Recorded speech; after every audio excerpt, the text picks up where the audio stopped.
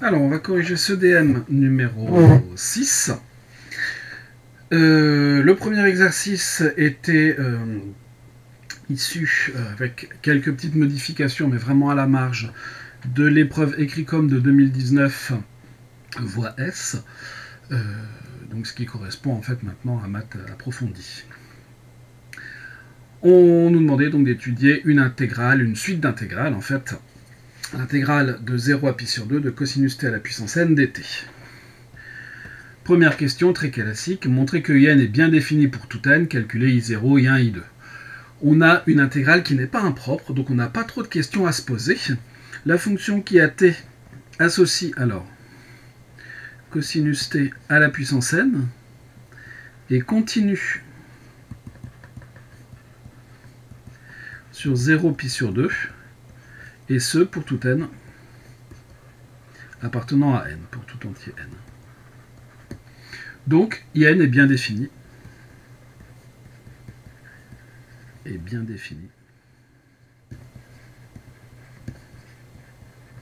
Pour tout entier n. Il n'y a pas du tout d'intégrale impropre. On a une intégrale d'une fonction continue sur un segment, donc on n'a pas de problème d'existence. Ensuite, on nous demande quoi? De calculer I0, I1, I2. I0, c'est la plus simple, c'est donc l'intégrale de 0 à pi sur 2 de cosinus t, alors je détaille beaucoup, mais bien sûr on peut aller plus vite, de cosinus t à la puissance 0 dt, c'est-à-dire l'intégrale de 0 à pi sur 2 de 1 dt, c'est-à-dire t, que j'évalue entre 0 et pi sur 2, c'est-à-dire pi sur 2. I0 vaut pi sur 2. Ensuite, I1. C'est l'intégrale de 0 à pi sur 2 de cosinus t dt. Là aussi, on n'a pas trop de difficultés. On sait trouver une primitive de cette chose-là. On va avoir, j'allais écrire moins sinus t, mais non, c'est sinus t, entre 0 et pi sur 2, c'est-à-dire sinus pi sur 2 moins sinus 0, ce qui nous fait 1. I1 est égal à 1. Pour I2, c'est pas non plus compliqué, on va avoir l'intégrale de 0 à pi sur 2 de cosinus t au carré dt. Et là, ça se complique entre guillemets un petit peu. Pourquoi est-ce que ça se complique un petit peu? Eh bien parce qu'on ne connaît pas de primitive directe de cosinus de t au carré. Et dans ce cas-là, ce qu'il faut faire, c'est ce que on appelle linéariser, c'est-à-dire faire disparaître le carré à l'aide de formules de trigonométrie. On va remplacer le cosinus t au carré par un cosinus qui n'aura plus de carré. Donc il faut simplement se rappeler un petit peu de son cours pour pouvoir faire le travail. C'est là que les formules de trigo sont importantes. Et donc cosinus de t au carré, c'est 1 plus cos de t sur 2. Et ça, on ne va pas avoir de mal à trouver de primitive. Donc on peut mettre 1/2 en facteur. On va avoir une primitive de 1, donc t.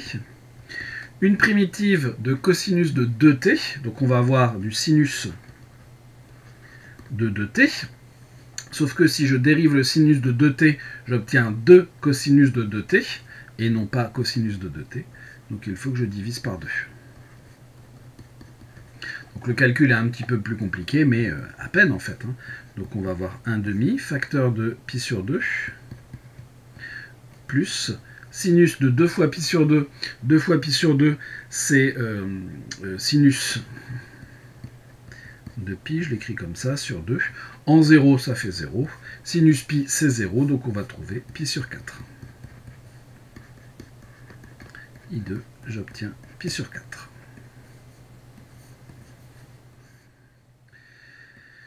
Et je crois que c'est tout pour la première question, c'est déjà pas mal.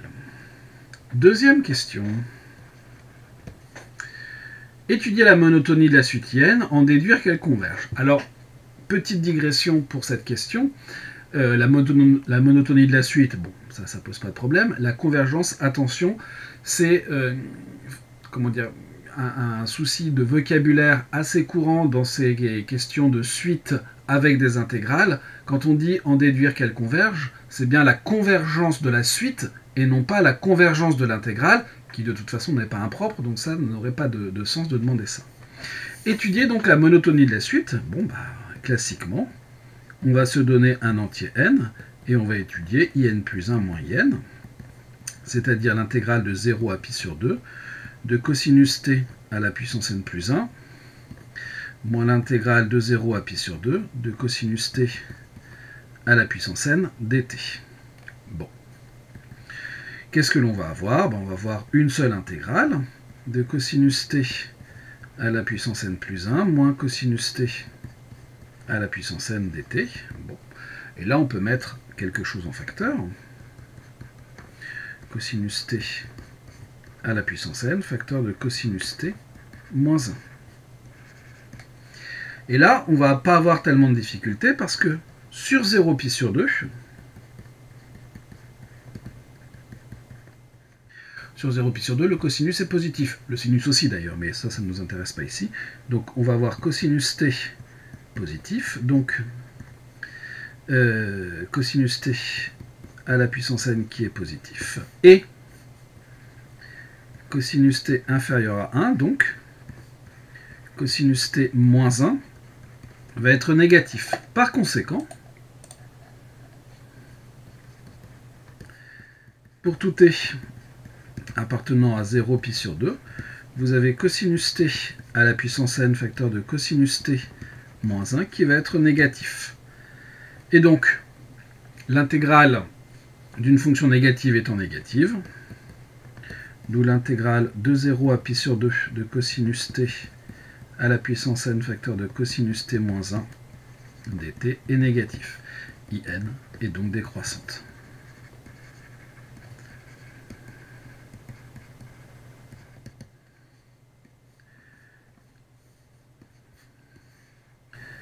Ça, c'est réglé.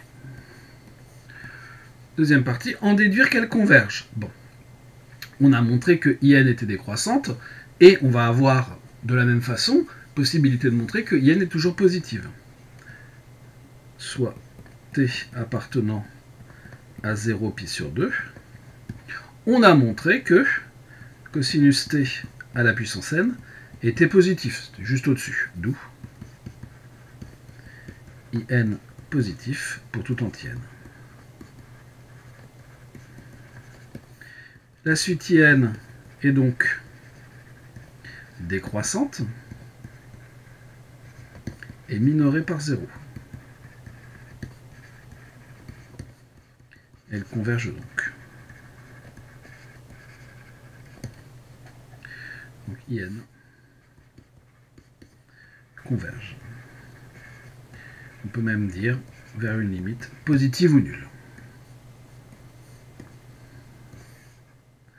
On n'a pas forcément besoin de cette information, mais on l'a entre guillemets gratuitement avec le théorème de la limite monotone. 2b. Montrer que pour tout n, in plus 2 égale n plus 1, facteur de in moins in plus 2. Très bien. Ce genre d'inégalité, moi, ça me fait penser à de l'intégration par partie. Peut-être que je me trompe, mais globalement, on a sans doute ce genre de choses. Bon, je vais me donner un n appartenant à n, et je vais m'intéresser à in plus 2. In plus 2, c'est donc l'intégrale de 0 à pi sur 2, de cosinus t à la puissance n plus 2 dt. Bon. Et il faudrait faire intervenir in. Bon. Comment faire intervenir in? Il y a sans doute plusieurs façons de s'y prendre, mais on peut remarquer, on peut dire en fait que cette chose-là, c'est donc l'intégrale de 0 à pi sur 2 de cosinus t, multiplié par sinus, je pense déjà à la suite, par cosinus t à la puissance n plus 1 dt. Je vais donc trouver une primitive de mon cosinus, dériver le cosinus n plus 1, et puis on va voir ce qui arrive. Posons donc u de t égale cosinus t, alors u prime, v de t égale cosinus t à la puissance n plus 1. On a u de t est égal à sinus t, et v' de t égale n plus 1 moins sinus t, cosinus de t à la puissance n. Ce sinus, il va un petit peu nous déranger, a priori. Et donc, par partie, vous allez avoir in plus 2, qui va être égal au produit u multiplié par v. Donc, vous allez avoir du sinus t, cosinus t à la puissance n plus 1, que l'on va intégrer entre 0 et pi sur 2. Et ça, c'est bien parce que en 0, c'est le sinus qui va être nul, en pi sur 2, c'est le cosinus. Moins l'intégrale de 0 à pi sur 2, 2. Sinus t, donc on va avoir du n plus 1. Le moins ici, il va devenir plus sinus carré t, cosinus t à la puissance n dt. Bon. On a donc, en pi sur 2, c'est le cosinus qui vaut 0. En 0, c'est le sinus qui vaut 0. Donc là, le terme tout intégré vaut 0. Ensuite, le n plus 1, je peux le sortir. Et ça tombe bien, puisqu'on me demande de trouver quelque chose avec n plus 1 en facteur. Donc ça, c'est parfait. Intégrale de 0 à pi sur 2. Mon sinus carré, je suis embêté parce que je ne le trouve nulle part dans ce qu'on me demande. Mais sinus carré, c'est 1 moins cosinus carré.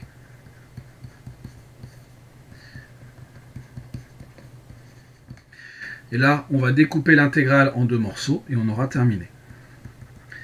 N plus 1, intégrale de 0 à pi sur 2 de cosinus t à la puissance n dt, moins intégrale de 0 à pi sur 2 de cosinus t à la puissance n plus 2, puisque j'ai du cosinus carré multiplié par du cosinus à la puissance n, dt. Je vais oublier des parenthèses ici. Et je reconnais in et in plus 2 égale n plus 1, in moins in plus 2. Conclusion, pour tout n appartenant à n, in plus 2 est égal à n plus 1, in moins in plus 2. Non, c'est ça que je voulais, du rouge pour encadrer. Vous remarquez que j'encadre toujours mes résultats. C'est pas juste pour le plaisir d'utiliser du rouge, mais c'est parce que les résultats sont plus faciles à mettre en évidence, et ça les correcteurs aiment bien dans les copies. Question C, on va faire une nouvelle page. Question C. En déduire que pour tout n, i de n égale machin et i de n plus 1 égale machin. Bon. La précédente formule me donne une relation entre in et in plus 2. Très bien. Je vais commencer par travailler cette chose-là. Soit n appartenant à n. Qu'est-ce que j'ai? J'ai donc in plus 2 est égal à n plus 1 in moins n plus 1 in plus 2. Je vais regrouper les in plus 2 entre eux. J'ai donc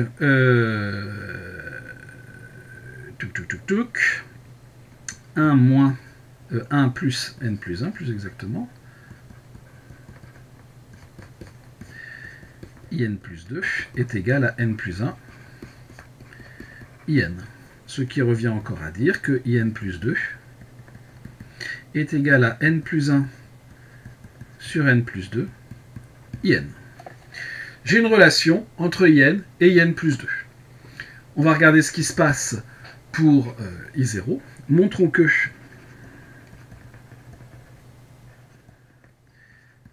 pour tout n appartenant à n, i de n est égal à factoriel de 2n divisé par 2 puissance n factoriel n au carré.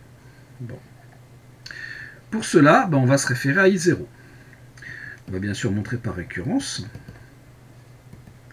On va même être obligé de faire 2 récurrences. Alors, on pourrait éventuellement mener les 2 récurrences en même temps, mais je ne suis pas certain qu'on gagne vraiment du temps. Donc I0, on a trouvé combien pour I0? I0, on a trouvé pi sur 2. Et alors, factoriel 0, j'ai oublié un pi ici, pi divisé par 2, 2 puissance 0, factoriel 0 au carré. Factoriel 2 fois 0, 0, factoriel 0, ça vaut 1, donc au numérateur j'ai pi. Au dénominateur j'ai 2 multiplié par 2 puissance 0 qui fait 1, multiplié par factoriel 0 qui fait 1 aussi, au carré ça fait toujours 1, j'ai pi sur 2. Donc j'ai bien égalité. Donc j'ai bien I0 qui est égal à 2 fois 0 factoriel multiplié par pi sur 2 multiplié par 2 puissance 0 fois factoriel 0 au carré. J'aurais pu appeler la proposition Pn et j'aurais dû écrire que P0 était vrai, ce qui m'aurait permis d'aller un petit peu plus vite. L'hérédité. Je me donne un entier n appartenant à n tel que Pn est vrai, c'est-à-dire tel que I de n est égal à factoriel de 2n pi, c'est un peu long à écrire, sur 2 puissance n factoriel n au carré. Et je vais montrer que ça marche au rang n plus 1. C'est-à-dire, et là il faut faire attention, je m'intéresse à I de n plus 1 avec des parenthèses de n plus 1, c'est-à-dire I de n plus 2. I de n plus 2 c'est quoi? D'après ce que j'ai écrit ici, c'est n plus 1 sur n plus 2 in. Alors in, qui sera pour moi bien sûr I 2n. Alors du coup c'est 2n, et ici c'est 2n.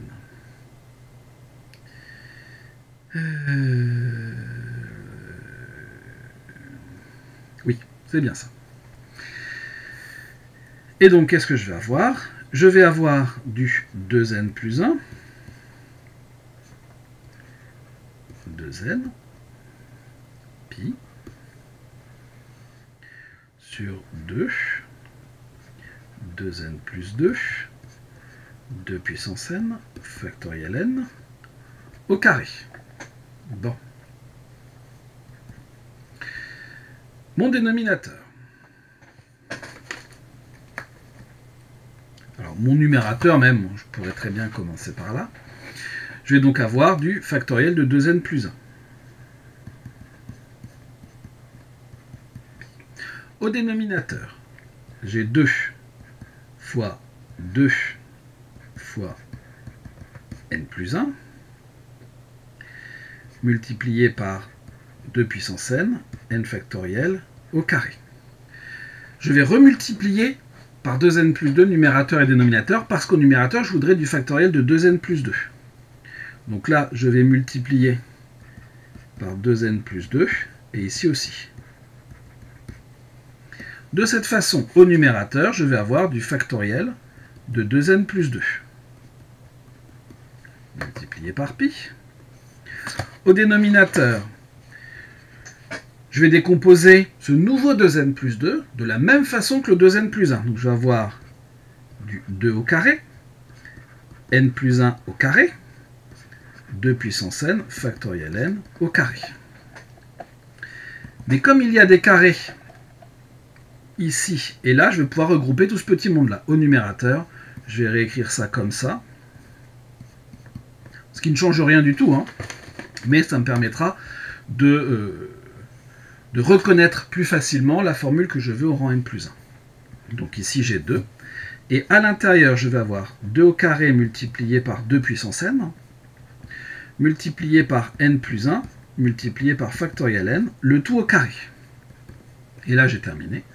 Donc j'ai bien 2n plus 1 en factoriel, pi. Et au dénominateur, pardon, ici j'ai mis 2 au carré, mais je n'ai plus de carré. Hein. Donc j'ai 2 puissance n plus 1. Ici j'ai factoriel de n plus 1 au carré.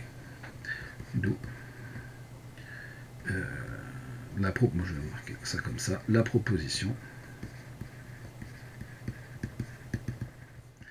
est donc héréditaire. Je n'ai plus qu'à conclure. Par principe de récurrence,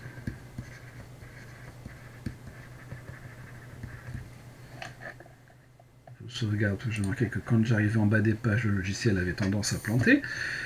Pour tout n appartenant à n, i de n est égal à factoriel de 2n, pi, sur 2 puissance n factoriel n au carré.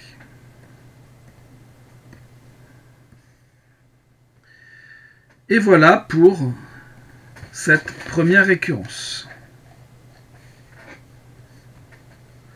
Pourquoi ça me fait ça ?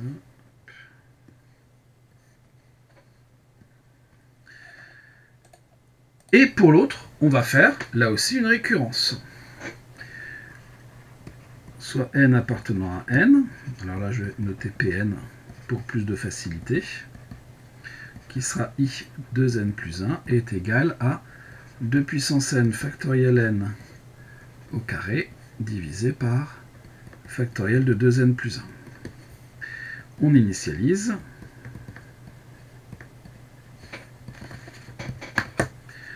Ça s'initialise assez facilement puisque I1, on a trouvé, on dit que ça s'initialise facilement, je crois qu'on a trouvé 1 ou 1,5, je ne sais plus. On a trouvé 1. C'est là qu'on va voir si on ne s'est pas trompé dans l'intégrale. Et d'autre part, vous avez, donc c'est pour n égale 0, ça nous fait bien I1. Donc pour n égale 0, j'ai donc 2 puissance 0 fois factoriel 0 au carré, divisé par 2 fois 0 plus 1 factoriel, ce qui nous fait 1. Donc, i 2 fois 0 plus 1, je vais l'écrire comme ça, est bien égal à 2 puissance 0 factoriel 0 au carré sur 2 fois 0 plus 1 en factoriel. L'hérédité, que je rédige toujours de la même façon, soit n appartenant à n, tel que Pn est vrai. On va montrer que Pn plus 1 est également vrai. Donc pour ça, je vais m'intéresser à i de n plus 1, c'est-à-dire i 2n plus 3. D'après ce que l'on a trouvé, où est-ce que c'est? C'est là. In plus 2, c'est n plus 1 sur n plus 2 in.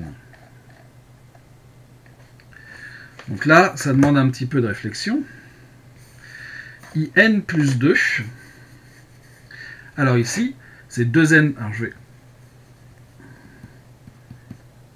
2n plus 1 plus 2. Donc mon n, c'est 2n plus 1. Donc je vais avoir 2n plus 1 plus 1 sur 2n plus 1 plus 2 i 2n plus 1. C'est-à-dire 2n plus 2 sur 2n plus 3 multiplié par i 2n plus 1 qui, par hypothèse de récurrence, vaut 2 puissance n factoriel n au carré sur factoriel de 2n plus 1. Bon. Et là, on remarque exactement la même chose que tout à l'heure. Donc j'ai du 2n plus 3 du factoriel de 2n plus 1. Il va me manquer du 2n plus 2. Donc je vais multiplier directement par 2n plus 2. Donc je vais avoir 2 au carré multiplié par n plus 1 au carré. Je remultiplie en plus par 2n plus 2. Je vais peut-être le marquer ici.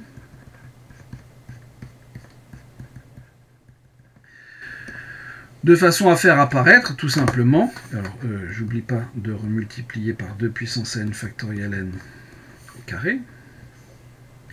Et je vais donc diviser par 2n plus 3, 2n plus 2 factoriel de 2n plus 1, ce qui va bien me donner ce qu'il faut au dénominateur. J'ai donc au numérateur, en faisant tout rentrer dans le carré, 2 fois 2 puissance n fois n plus 1 fois factoriel n, le tout au carré, divisé par factoriel de 2n plus 3. Est-ce que c'est ce que je veux? Ben oui, puisque ça va me donner du 2 à la puissance n plus 1, multiplié par factoriel de n plus 1 au carré, le tout divisé par 2n, 2, je vais noter ça comme ça, facteur de n plus 1 plus 1. Donc j'ai bien démontré que mon Pn plus 1 était vrai. Ici, comme ça là, ici, j'ai fait exprès d'écrire ça comme ça, I de n plus 1, 2n plus 1 plus 1, j'ai bien la bonne formule. Donc, Pn plus 1 est vrai. Comme toujours, il me reste à conclure. Je conclus de la même façon, par principe de récurrence. Pour tout n appartenant à n, I 2n plus 1 est égal à 2 puissance n factoriel n au carré sur 2n plus 1 factoriel.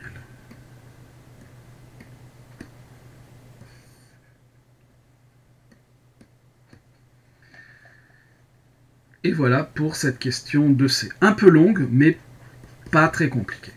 Question 2D. Écrire une fonction appelée i qui prend en entrée un entier n et renvoie la liste des 2n plus 2 premiers termes de la suite in. Bon. Alors, si on regarde bien, on va avoir besoin de quoi là-dedans? On va essentiellement avoir besoin de pi. Donc, puis le reste c'est du calcul très classique. On peut également utiliser des factoriels, mais ce n'est pas forcément nécessaire. Bon. Je vais toujours, est-il avoir besoin de pi, donc je vais utiliser numpy as np. Def i de n. Et en fait, dans ma suite i, je vais devoir gérer en même temps deux suites, hein, la suite des i de n et la suite des i de n plus 2. Donc je vais appeler deux variables. La première que je vais appeler i de n, qui au départ va être égale à pi sur 2, donc np.pi sur 2. Les i 2n plus 1, que je vais appeler 2n1, qui va être égal au départ à 1. Bon. Et ensuite, dans une boucle, sans utiliser mes formules, parce que sinon ça fait apparaître des factoriels. Alors, on peut utiliser le np.factorial. D'ailleurs, est-ce qu'il est dans le module NumPy ou est-ce qu'il est dans le module math? Je ne sais plus. Mais je ne vais pas faire comme ça. Enfin, en tout cas, c'est pas ce que j'ai choisi de faire. Qu'est-ce que je vais faire? Eh bien, je vais commencer par écrire une liste que je vais appeler L.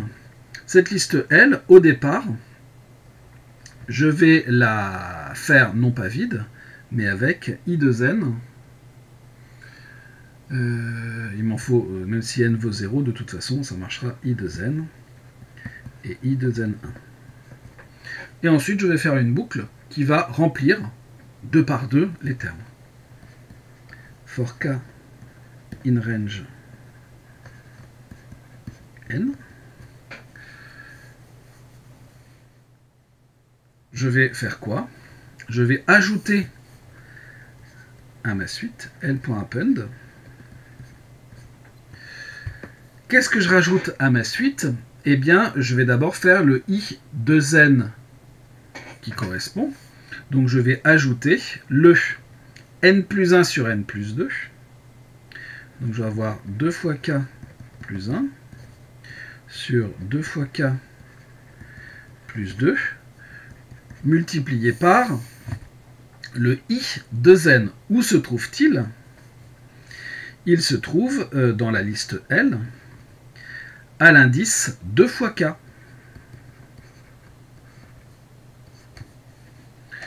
Et ensuite, je vais faire la même chose. Je vais encore rajouter un terme.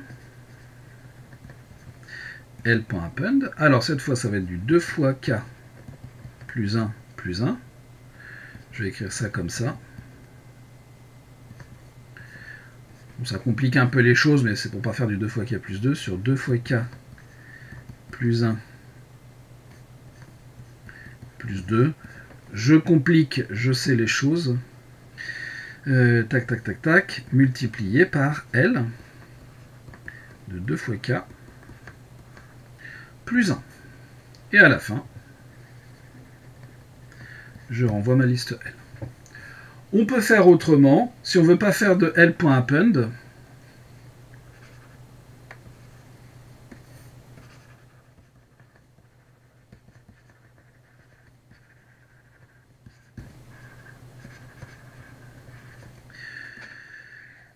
Donc on va avoir le même début, hein, def i de n.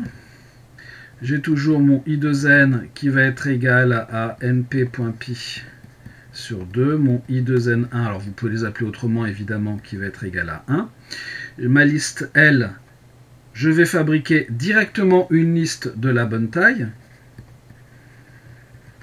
une liste de 0, de 2 fois n plus 2, puisque je veux les 2 fois n plus 2 termes.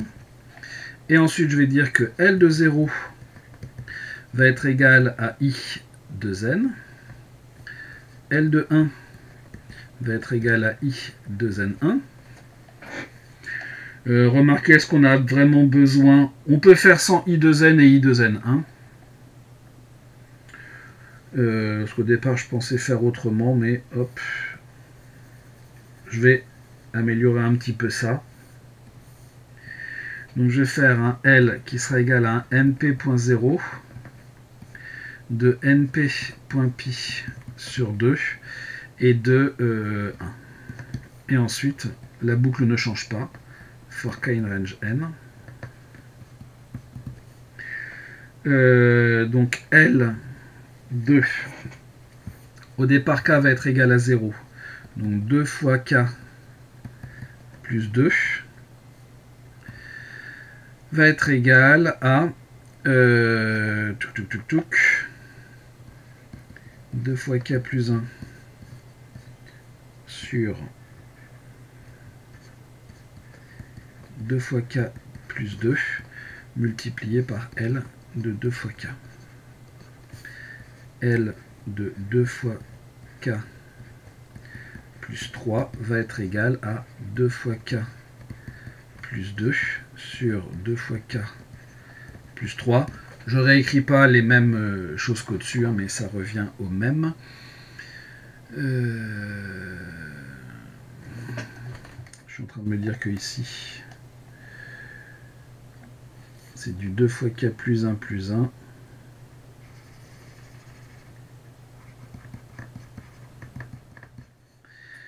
Et ici, même chose.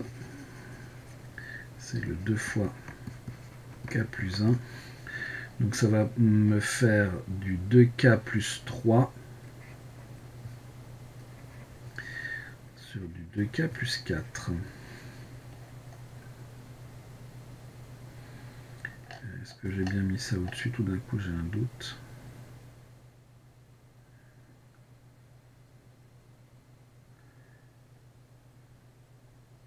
Non, non, c'était bien. J'avais raison au départ. Ouf. C'est du 2 fois k plus 1 plus 1. Donc ici, j'avais raison tout à l'heure. Ici, 2k plus 2 sur 2k plus 3. J'avais bien ça en tête. Multiplié par L de 2 fois k plus 1. Et bien sûr, à la fin, on renvoie la liste L. Voilà pour cette question 2. Question 3a. Alors là, on a des choses un petit peu plus élaborées. Montrer que n ln de cosinus de n à la puissance moins 1 quart est équivalent en plus l'infini à moins 1 demi de racine de n. En déduire la limite.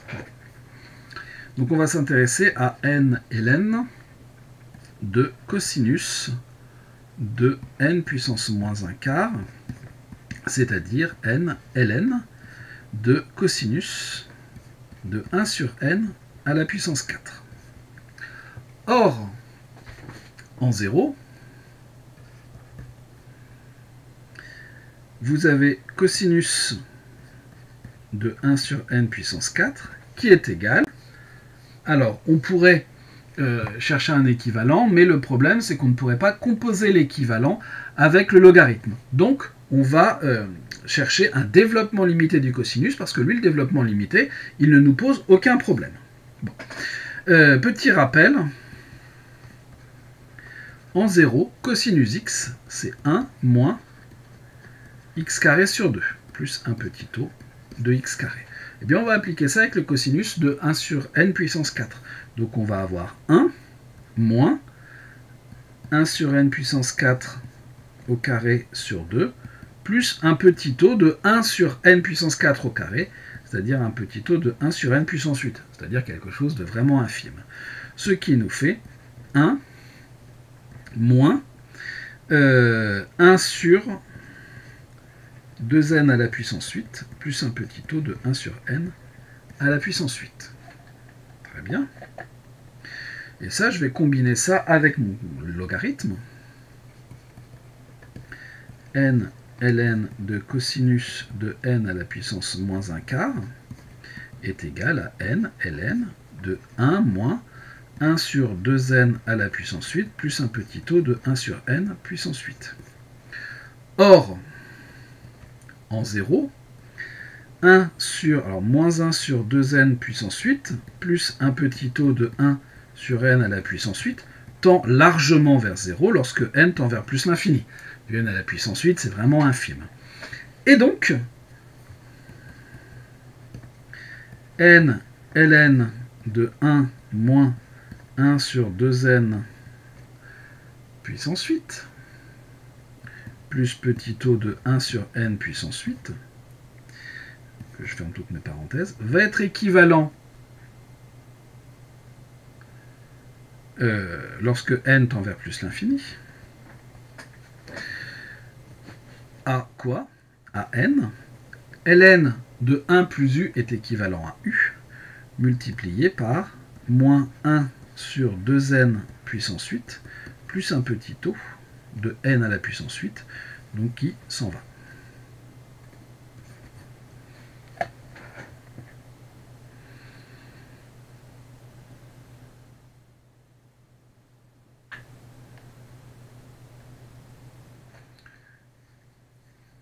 D'un coup, j'ai un doute. C'était bien du n.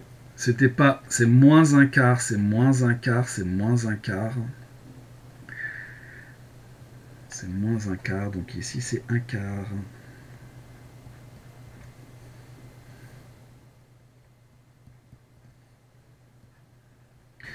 Donc ici, c'est un quart au carré, donc un demi. Donc ici c'est un demi, et ici c'est un demi. Et ici c'est un quart. Donc ça ne change pas, donc ici c'est un demi. Ici c'est un demi. Ici c'est un demi. Ici c'est un demi. Ici c'est un demi. Ici c'est un demi. Et ici c'est un demi. C'est-à-dire moins n sur 2 multiplié par n à la puissance 1 demi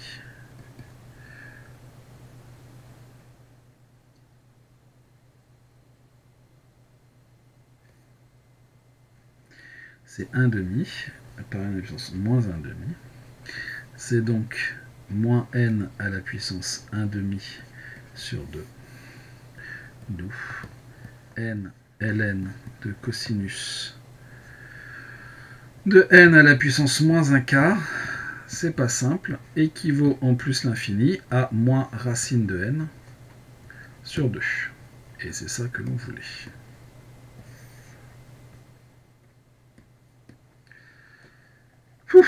En déduire la limite de cosinus de n à la puissance de n puissance moins 1 quart à la puissance n, très bien. Or, pour tout entier n appartenant à n, vous avez n ln de cosinus de n à la puissance moins 1 quart, qui est égal à ln de cosinus de n à la puissance moins 1 quart à la puissance n. Et donc ça sera équivalent en plus l'infini à moins racine de n sur 2. Conclusion, on a donc la limite lorsque n tend vers plus l'infini de ce logarithme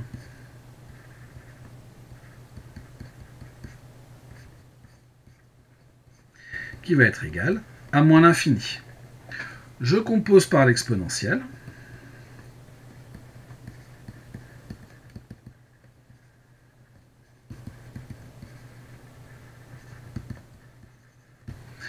On en déduit que la limite lorsque n tend vers plus l'infini de cosinus n à la puissance moins un quart à la puissance n va être égal à l'exponentielle de moins l'infini, c'est-à-dire 0.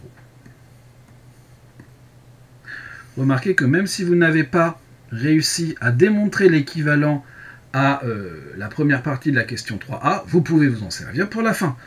Vous n'avez pas tous les points pour la question, mais vous en aurez quand même un petit peu.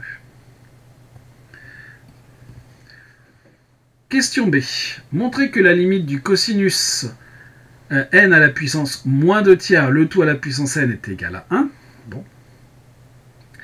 Eh bien, ce que l'on a fait nous suggère, d'après moi, une méthode. Donc on va commencer par chercher la limite de n, ln, de cosinus, machin, et regarder ce que l'on obtient. Bon. On va regarder donc notre cosinus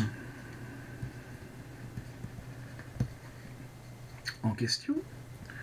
Le cosinus de n à la puissance moins 2 tiers, cette fois je vais faire attention à ce que j'écris, ce sera donc le cosinus de 1 sur n à la puissance 2 tiers.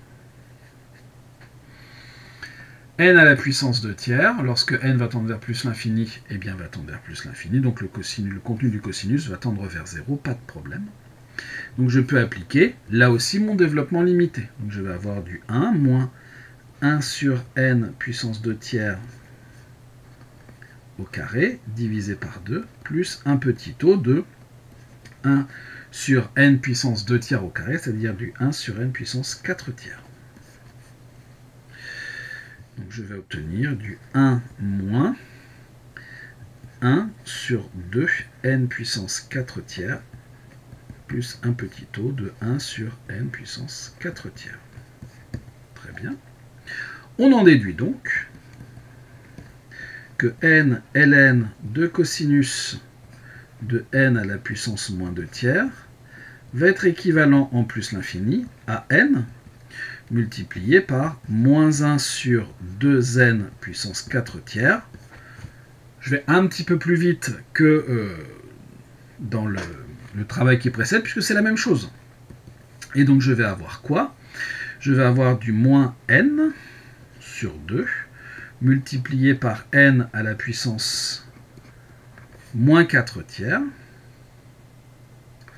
ce qui va me faire du moins n à la puissance moins 4 tiers moins 1, donc moins 1 tiers, le tout sur 2. Donc si vous préférez, ça vous fait du moins 1 sur 2n à la puissance 1 tiers, qui va tendre vers 0 lorsque n tend vers plus l'infini. Là aussi par composition de limites.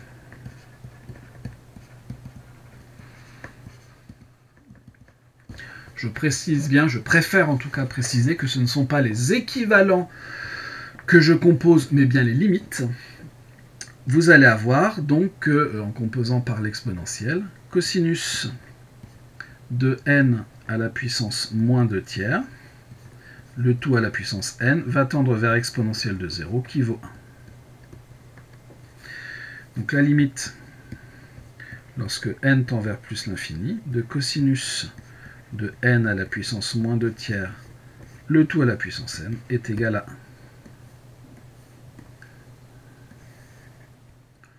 1. On l'a déjà fait une fois à la question 3a. Je réapplique la même méthode à la question 3b, mais je peux me permettre d'aller plus vite parce que je l'ai bien fait une fois. Question suivante. Une question d'intégrale. Montrez que, pour tout n appartenant à n, l'intégrale de cosinus t puissance n va être inférieure à n puissance moins 1 quart. Bon, pas de problème. Je me donne n appartenant à n étoile. Cosinus t, je me donne donc un t dans 0 jusqu'à n puissance moins 1 quart. Je sais que cosinus t est inférieur à 1. Donc, cosinus t à la puissance n est aussi inférieur à 1. Par croissance de l'intégrale, par conservation de l'ordre, je préfère la deuxième appellation, mais bon, ça revient au même. je vais donc avoir que l'intégrale de 0 à n puissance moins 1 quart de cosinus t à la puissance n dt va être inférieur ou égal à l'intégrale de 0 à n puissance moins 1 quart de 1 dt, et cette intégrale vaut n puissance moins 1 quart. D'où, pour tout n appartenant à n étoile, l'intégrale de 0 à n puissance moins 1 quart de cosinus t à la puissance n dt va être inférieur ou égal à n puissance moins 1 quart. Ça paraissait difficile parce qu'il y avait de l'intégrale, mais en vrai, c'est tout simple. Question B. Je vais carrément aller à la page suivante.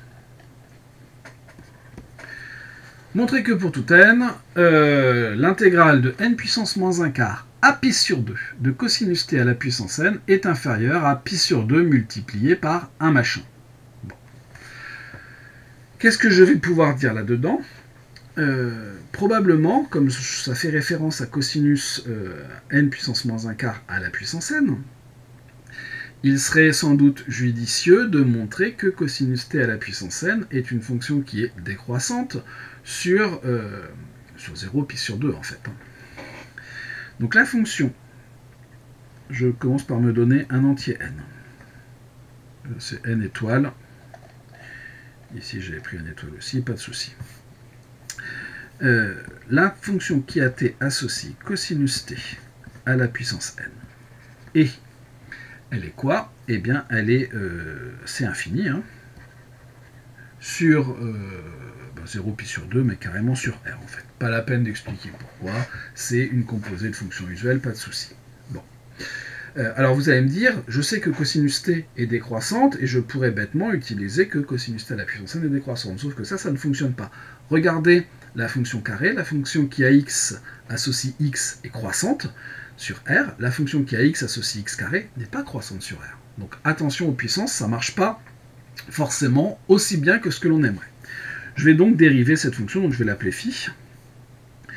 Je vais me donner t appartenant, alors là je ne vais pas prendre sur R, je vais me limiter à ce qui se passe entre 0 et pi sur 2, parce que sinon à cause de la périodicité, ça va être un petit peu embêtant. Phi' de t va être égal à n multiplié par moins sinus t, multiplié par cosinus t à la puissance n dt. Et entre 0 et pi sur 2, cette chose-là est positive, cette chose-là est négative, cette chose-là est, je fais des bêtises, positive, il n'y a pas besoin du dt, je fais n'importe quoi, et donc négative. Donc phi est décroissante sur 0 pi sur 2. En d'autres termes, pour tout t appartenant à, je vais prendre les bornes qui m'intéressent pour l'intégrale, n puissance moins 1 quart pi sur 2, vous avez cosinus de t à la puissance n, qui va être inférieur ou égal à la valeur de départ, c'est-à-dire à cosinus de n puissance moins 1 quart à la puissance n. Et là, j'ai plus qu'à appliquer ma croissance de l'intégrale par croissance de l'intégrale. Vous allez avoir l'intégrale de n puissance moins 1 quart à pi sur 2 de cosinus t à la puissance n dt, qui va être inférieur ou égal à l'intégrale de n puissance moins 1 quart à pi sur 2 de cosinus de n moins 1 quart à la puissance n dt. L'intérêt, c'est que ici, c'est une constante. Cette chose-là va être égale donc à cosinus de n à la puissance moins 1 quart à la puissance n, intégrale de n puissance moins 1 quart à pi sur 2 de 1 dt. Et cette intégrale est elle-même plus petite. Alors on n'est pas obligé de le faire là, on aurait pu calculer l'intégrale et le faire après, mais plus petite que l'intégrale de 0 à pi sur 2 de 1 dt, et cette intégrale-là vaut pi sur 2. D'où ce que l'on veut, pour tout n appartenant à n étoile, vous avez l'intégrale de n puissance moins 1 quart à pi sur 2 de cosinus t à la puissance n dt, qui va être inférieur ou égal à pi sur 2 multiplié par cosinus de n puissance moins 1 quart à la puissance n.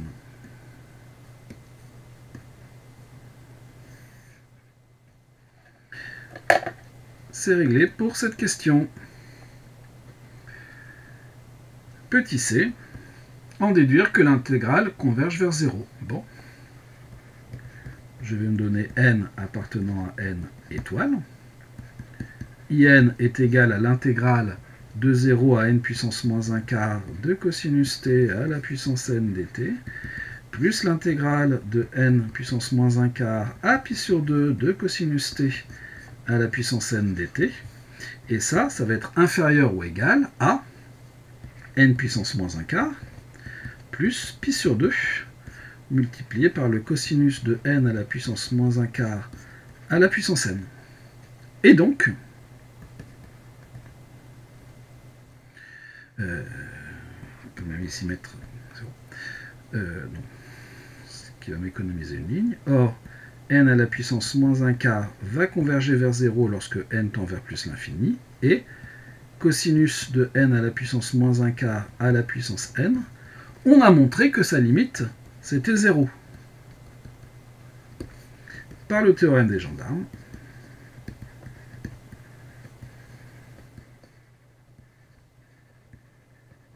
vous avez la limite lorsque n tend vers plus l'infini de in, qui va être égale à 0.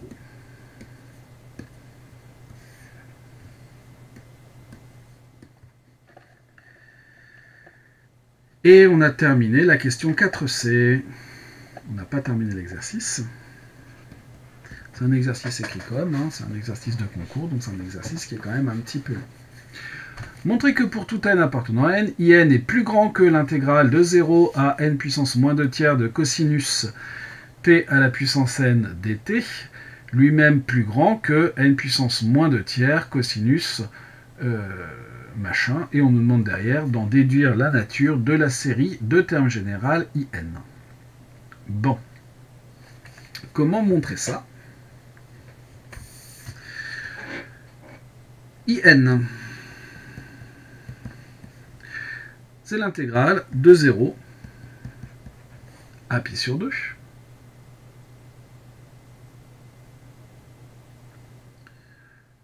de cosinus t à la puissance n dt. Tout d'un coup, j'ai un petit doute sur quelque chose. Non, c'est bon. Donc, cette intégrale, elle doit être plus grande que quelque chose. Sauf que le n puissance moins 2 tiers est clairement compris entre 0 et pi sur 2. Et sur cet intervalle, cosinus t est positif. Donc cosinus t à la puissance n aussi. On remarque que pour tout n appartenant à n étoile, n puissance moins 2 tiers est entre 0 et pi sur 2. Pour tout t appartenant à 0 pi sur 2, on l'a déjà utilisé, cosinus t à la puissance n est positif. Donc si vous intégrez une fonction sur un intervalle qui est plus petit, une fonction positive sur un intervalle qui est plus petit, d'où in va être plus grand que l'intégrale entre 0 et n puissance moins 2 tiers. On intègre sur un intervalle plus petit cosinus t à la puissance n dt. En fait, vous avez votre fonction entre 0 et pi sur 2. Alors cosinus t à la puissance n, je sais pas, ça va faire quelque chose comme ça. Et ici, vous avez votre n puissance moins 2 tiers. L'intégrale entre 0 et pi sur 2, c'est cette chose-là. Et l'intégrale entre 0 et n moins 2 tiers, c'est ça. Donc on a la même chose, mais sur un intervalle plus petit, d'où l'inégalité. Or, ensuite, la fonction cosinus t à la puissance n, on a déjà dit qu'elle était décroissante. Or, cosinus, la fonction qui a t associée cosinus t à la puissance n est décroissante sur 0 pi sur 2. D'où, pour tout t appartenant à 0 pi sur 2, n puissance moins 2 tiers. Cette fois, le n puissance moins 2 tiers est la bande supérieure. Vous avez cosinus t à la puissance n qui va être supérieur à cosinus n puissance moins 2 tiers à la puissance n. D'où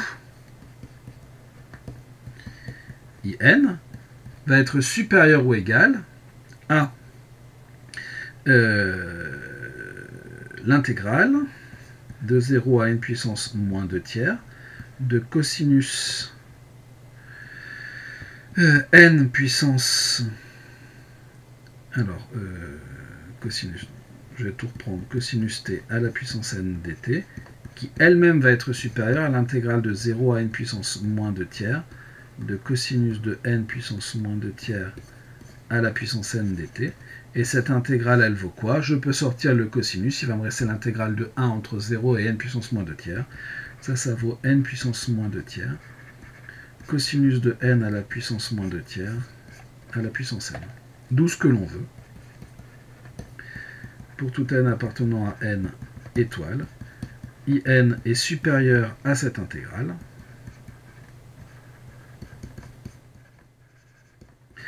Qui elle-même est supérieure à n puissance moins 2 tiers. Cosinus de n à la puissance moins 2 tiers à la puissance n. Bon. En déduire la nature,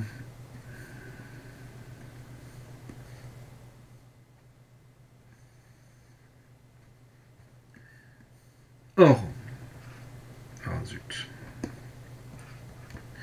Vous avez cosinus de n à la puissance moins 2 tiers. Ces choses ne sont pas très compliquées, mais qui sont longues à écrire. Tend vers 1 lorsque n tend vers plus l'infini. Donc, n à la puissance moins 2 tiers est équivalent en plus l'infini, n puissance moins 2 tiers, cosinus de n à la puissance moins 2 tiers à la puissance n va être équivalent en plus l'infini à 1 sur n à la puissance 2 tiers. Or, 2 tiers est strictement plus petit que 1, donc la série des 1 sur n puissance 2 tiers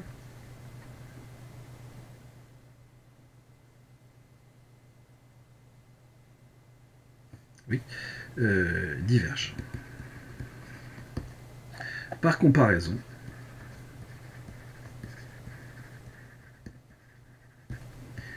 la série somme des yens diverge.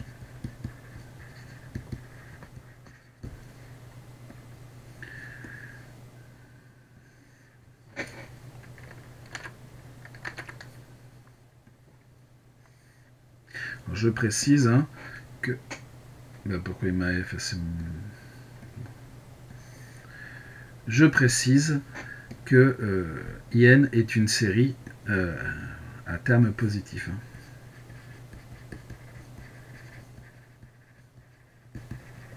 La comparaison ne marche que dans ce cas-là.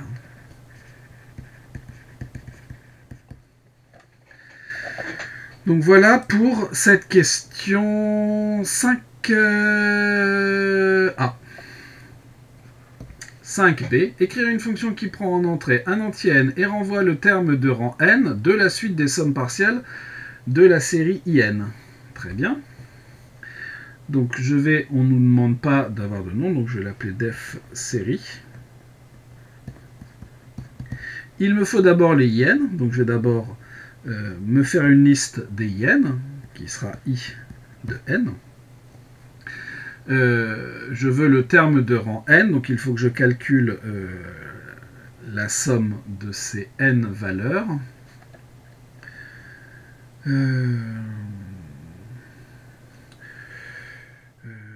Je vais pouvoir, on peut faire ça intelligemment. Il m'en faut n plus 1, donc je vais faire L, de 0 jusqu'à n inclus, et je vais renvoyer la somme de i. Sinon, on peut faire une série qui, qui calcule, qui fait une boucle et qui calcule. Passons à la question 6.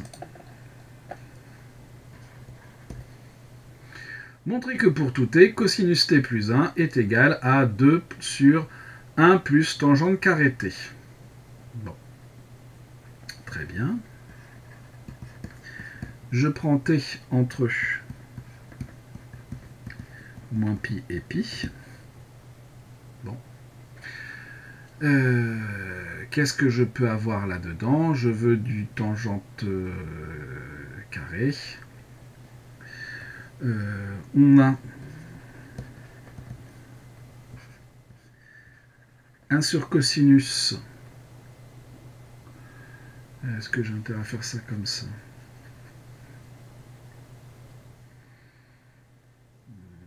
Ouais. On a du 1 plus tangente de t sur 2 au carré, qui est égal à 1 sur cosinus de t sur 2. Ça, c'est quoi? C'est la dérivée de tangente que l'on peut écrire de deux façons. Je passe à l'inverse.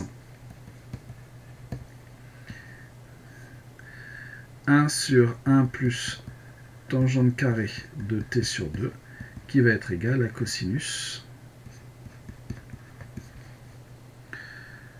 de t sur 2.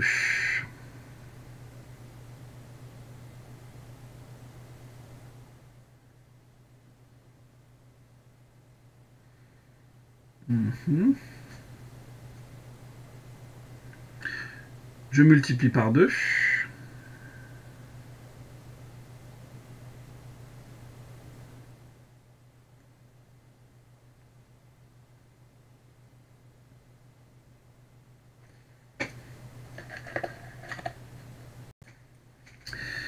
Du cos carré. C'est mieux comme ça. Et je multiplie par 2.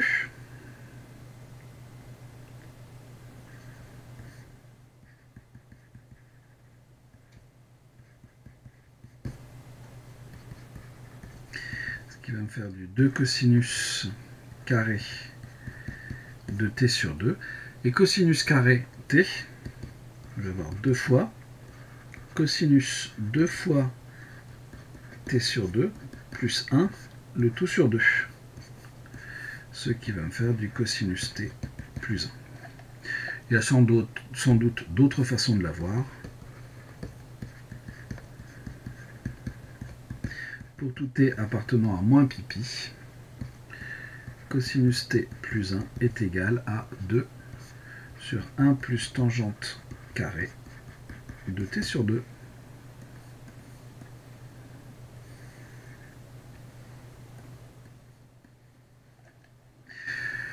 C'est réglé pour la 6A. Question B. Donc, si on pose U égale tangente t sur 2,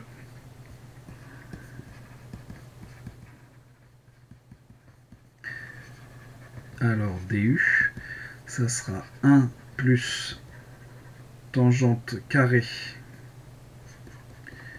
t sur 2 multiplié par 1/2 dt.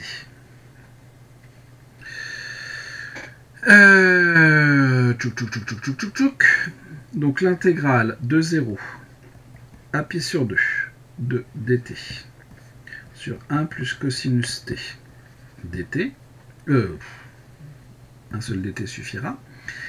Avant de faire mon changement de variable, ça sera donc l'intégrale de 0 à pi sur 2, 1 sur 1 plus cosinus t, c'est 1/2 de 1 plus tangente carré t sur 2 dt, d'après ce qui précède. Et si je fais mon changement de variable, je vais obtenir juste du du. Alors, lorsque t égale 0, u vaut 0. Lorsque t vaut 1/2, c'est tangente pi sur 4, c'est donc à 1 de du seulement. Et ça vaut 1. D'où l'intégrale de 0 à pi sur 2 de dt sur 1 plus cosinus t vaut 1. Intégrale qui a l'air difficile, mais avec le changement de variable, hop, c'est magique. Ça se passe tout seul. Alors, faites bien attention, hein, j'insiste sur les changements de variables. Donc ici, c'est une intégrale sur un intervalle fermé borné, donc il n'y a pas de souci. Mais là, on va avoir une influence sur les bornes, sur la fonction et sur l'élément différentiel, sur le dt qui va se transformer en du. Question suivante. Donc cette somme.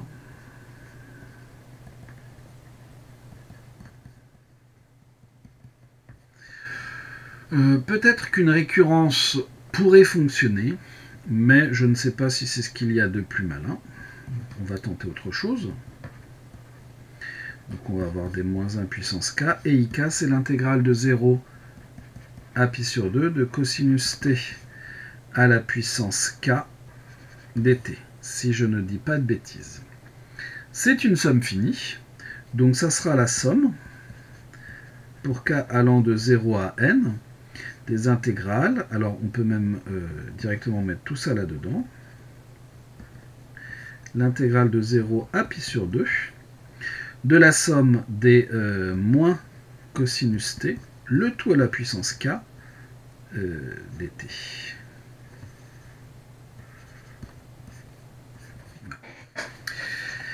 Et il se trouve que c'est une somme géométrique avec le cosinus t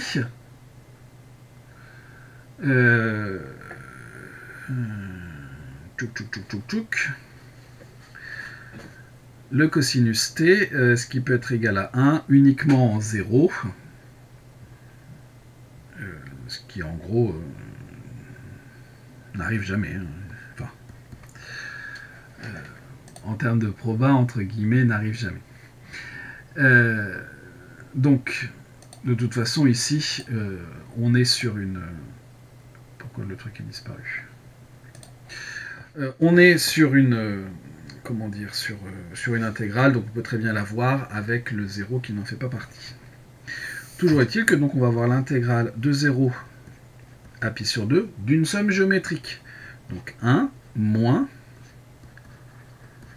cosinus t à la puissance n plus 1 sur 1 moins cosinus t. Et donc on va trouver l'intégrale de 0 à pi sur 2 de 1 sur 1 plus cosinus t moins cosinus t à la puissance n plus 1 sur 1 plus cosinus t dt, c'est-à-dire ce que l'on veut, l'intégrale de 0 à pi sur 2 de 1 sur 1 plus cosinus t dt, moins l'intégrale de 0 à pi sur 2 de moins cosinus t à la puissance n plus 1 sur 1 plus cosinus t dt. Et c'est exactement ça que l'on veut. Donc pour tout n appartenant à n, la somme pour k allant de 0 à n des moins 1 puissance k ik est égale à l'intégrale de 0 à pi sur 2 des 1 sur 1 plus cosinus t dt moins l'intégrale de 0 à pi sur 2 de moins cosinus t à la puissance n plus 1 sur 1 plus cosinus t dt. Alors je ne le fais pas, mais je pense qu'une récurrence pourrait fonctionner. Question D. On est presque à la fin. Montrez que pour tout n, l'intégrale de 0 à pi sur 2 de machin est inférieure ou égale à in plus 1. Bon. Je me donne un entier n. L'intégrale de 0 à pi sur 2 de moins cosinus t à la puissance n plus 1 sur 1 plus cosinus t dt va être inférieur ou égal à l'intégrale de la valeur absolue.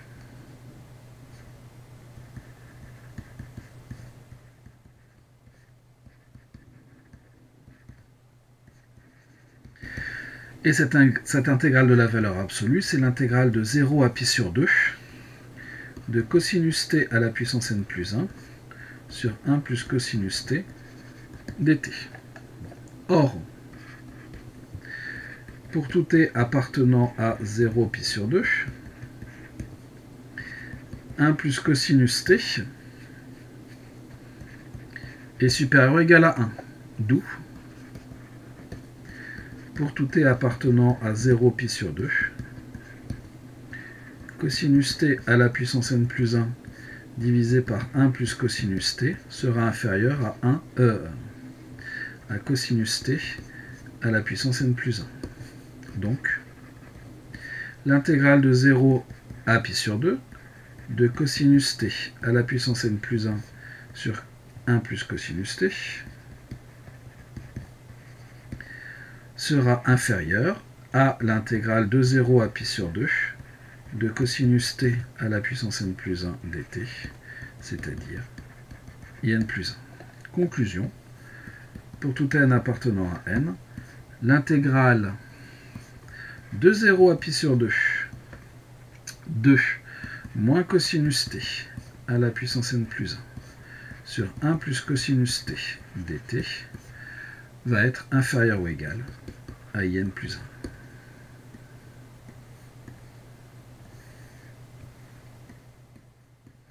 On a presque terminé. Question E. On déduire que la série converge et calculer sa somme. Bon. Pour tout n appartenant à n, vous avez la somme pour k allant de 0 à n des moins 1 puissance k ik, qui est égale à 1 moins l'intégrale de 0 à pi sur 2 de moins cosinus t à la puissance n plus 1 sur 1 plus cosinus t dt.